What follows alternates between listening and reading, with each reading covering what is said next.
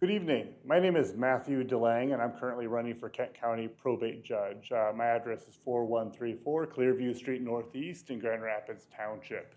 Uh, the probate judge position that I'm actually running for is currently held by Judge Hillary, who's retiring at the end of the year. It's a position that's assigned to the family division of the court. There are currently actually 5 probate judges in Kent County, 3 of which are assigned to the family division of the court, and this position is one of them. Within the family division of the court, we're talking about cases like divorce, paternity, child custody, child support, minor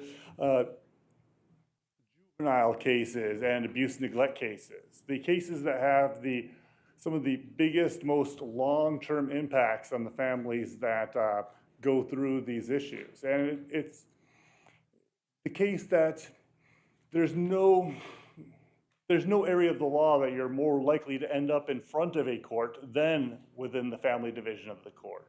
And you're talking about a position here as a judge where you are in a position that you can have real long-term impacts on these kinds of families. I've been doing family law for the last 16 years exclusively. And within that realm, I've been dealing with international and interstate family law. So say you're a military service member moving from state to state, or you study abroad and you marry someone abroad, and you have issues where you've lived overseas and you live in Michigan. I've dealt with those kind of specialty niche areas. I've also worked with the U.S. State Department dealing with incoming Hague Convention cases, and I've worked with the National Center for Missing Exploited Children dealing within their family takings division when I get their referrals to assisting getting the child returned back to the state the child was taken from. When I deal with family law cases, I always kind of look at them kind of on a multi-stage approach. I always kind of first start, you're dealing with an incoming family within crisis. You need to first try to deal with the Band-Aid. What can you do to try to calm the situation down? Then also recognize too that the parties are going through some of the most stressful periods in their entire lives. So you need to try to understand that from their perspective, that really they are panicking. They don't know which direction they're going to go through. Most of them have never gone through these situations ever in their entire lives.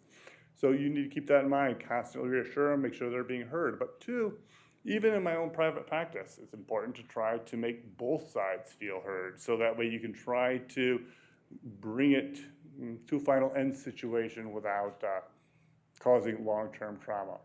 And that's where I think my 16 years of experience here come into play. I've also given you guys copies of my endorsement list, which also include quotes on the back.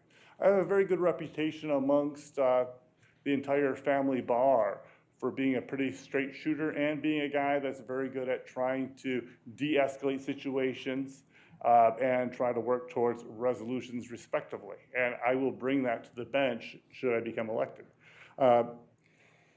The election here is coming up on November 5th. There will actually be 2 family law positions, the one I'm running for, and there will be another one on the 17th Circuit Court. That position that's up for election is also on the family division. Thank you so much for your time, and if you guys ever have any concerns dealing with your constituents, their experiences going through the family court, I'm always open with a listening ear, and I think that can be a very effective way to try to bring those kind of concerns to the judiciary, because there's always things that we can try to improve in the way that we handle the matters that come in front of us. Thanks so much. All right, thank you for coming tonight.